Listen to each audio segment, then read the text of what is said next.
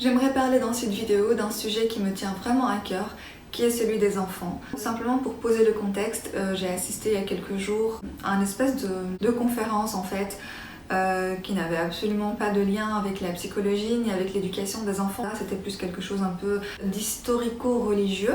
Le conférencier donc parlait du prophète de l'islam. Et de la façon dont il traitait sa fille.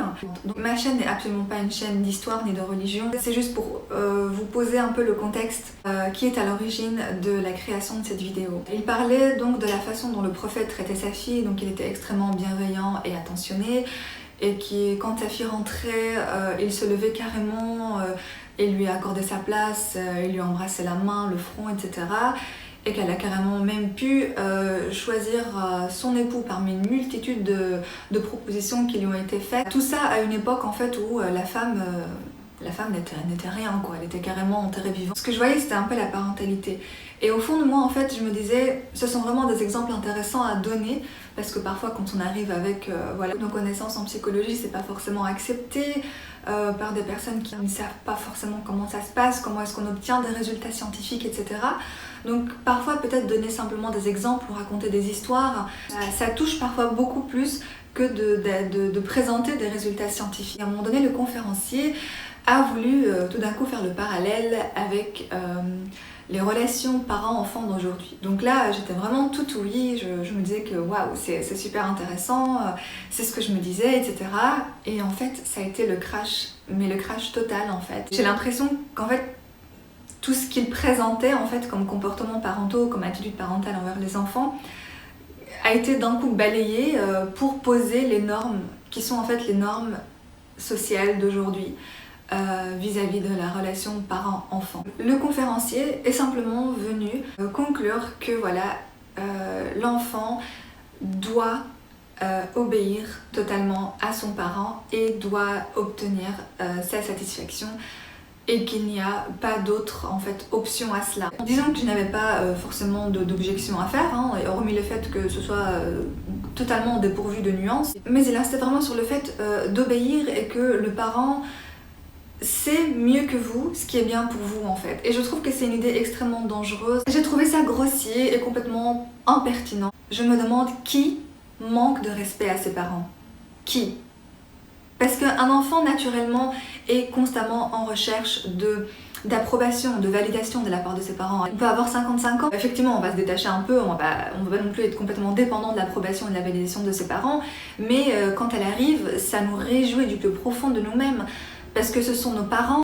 Du coup, qui manque de respect à ses parents? Ça, c'est une question. Alors, je vis pas dans un monde parallèle, je sais très bien que dans certaines situations, des enfants pourraient éventuellement manquer, même cruellement, de respect à leurs parents, mais dans ce cas-là, il y a tout autant de parents qui maltraitent leurs enfants, qui tuent leurs enfants.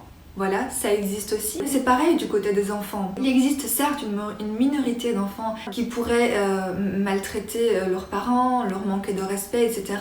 Mais de là à prendre ce discours et le généraliser à tous les enfants, c'est juste complètement inadapté. Et c'est constamment redescendre l'enfant. En tant qu'adulte, on a un certain pouvoir, c'est qu'on est le plus fort.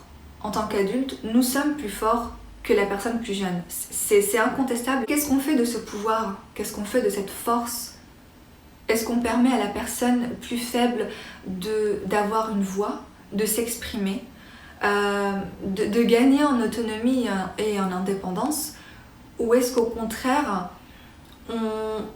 on vient simplement asseoir notre autorité et empêcher cette personne de devenir et d'exprimer qui elle est vraiment au fond en fait? Je trouve ce discours qu'on entend de la part des figures d'autorité, qu'elles soient sociales, religieuses, à l'école, dans les mosquées, etc., c'est juste plus tenable parce qu'on ne laisse plus de place aux enfants. Il n'y a plus de refuge. Il y a des enfants qui souffriraient dans leur relation avec leurs parents et qui chercheraient des solutions. Et vers qui ils se retourneraient? Puisque dans tous les cas, on leur rappellera juste l'importance que les parents ont, tous les sacrifices qu'ils ont faits, et que en tant qu'enfant, ça va, t'as pas de soucis, la vie n'est pas assez difficile pour toi. Vers qui va se retourner cet enfant, cet adolescent, cette jeune personne, hein, parce que voilà, on peut avoir 25 ans et quand même souffrir de sa relation avec ses parents et chercher des solutions. Donc, vers qui vont se retourner ces enfants-là en fait? Et pourquoi nous fermons toutes les portes? Je pense qu'il y a une profonde lacune de remise en question de son propre ego. La relation parent-enfant est une relation extrêmement complexe. C'est complexe quand le parent fait de son mieux et quand l'enfant fait de son mieux. C'est déjà compliqué, il y a quand même des étincelles. Mais quand il y a un qui estime que lui, il n'a pas à se remettre en question parce que c'est le parent, ça rend cette relation facile que pour lui, pas pour l'enfant. En pensant à ça, parce que ça m'a hanté quelques jours jusqu'à en vouloir faire une vidéo, c'est la dangerosité de ce genre de propos, de ce genre de posture pro-parentale, hein, c'est que déjà voilà, on crée ces deux camps, le camp des enfants et le camp des parents. Ça c'est déjà une première chose, du coup les enfants vont toujours avoir du mal à se confier, à parler de ce qu'ils ressentent, à vouloir améliorer les choses, etc. simplement parce que c'est nous contre vous, donc on va pas aller voir son adversaire pour lui demander conseil. La réalité c'est que c'est le parent, son enfant, contre le problème, contre le malentendu. Il n'est pas question de venir scinder un parent de son enfant, à moins que les choses ont complètement dérapé et que voilà, on soit dans des cas de maltraitance, d'abus, etc. Ça c'est une autre question. Ça c'est la première conséquence. La deuxième conséquence, c'est qu'en fait on ferme toutes les portes devant cet enfant. C'est un enfant qui est faible, qui est dépendant des adultes. Et quand on lui ferme toutes les portes, même celles de l'école, même celles... parfois les enfants d'ailleurs n'oseraient pas forcément en parler à l'école, puisqu'ils ont peur de l'intervention des services sociaux. Ce sont des enfants, donc ils ne savent pas forcément à qui en parler et quelles seront les conséquences, mais ils pourraient éventuellement en parler à une figure d'autorité religieuse. Quelle est la responsabilité de ce conférencier, de cet imam qui recevra cet enfant et qui lui fermera la porte en lui disant d'abord la satisfaction de tes parents. Tes parents savent mieux que toi ce qui est bien pour toi. D'ailleurs, en revenant à cette conférence à laquelle j'ai assisté, le conférencier avait donné l'exemple d'un enfant, d'un bébé qui pleurait parce qu'il ne veut pas avoir son vaccin, mais que le parent l'emmène quand même parce qu'il sait mieux que lui que le vaccin. Enfin voilà, vous avez compris. Donc en fait, on resterait toute notre vie des enfants complètement dépendants de nos parents. On n'évoluerait jamais. On ne saurait jamais ce qui est bien pour nous.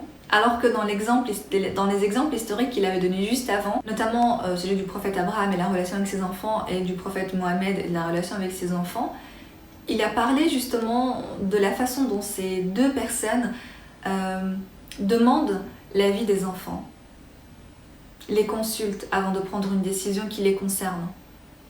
Ça donc, c'est la deuxième conséquence potentiellement dangereuse, c'est qu'on referme toutes les portes et qu'on ne laisse plus aucun refuge ni espace pour s'exprimer à cet enfant.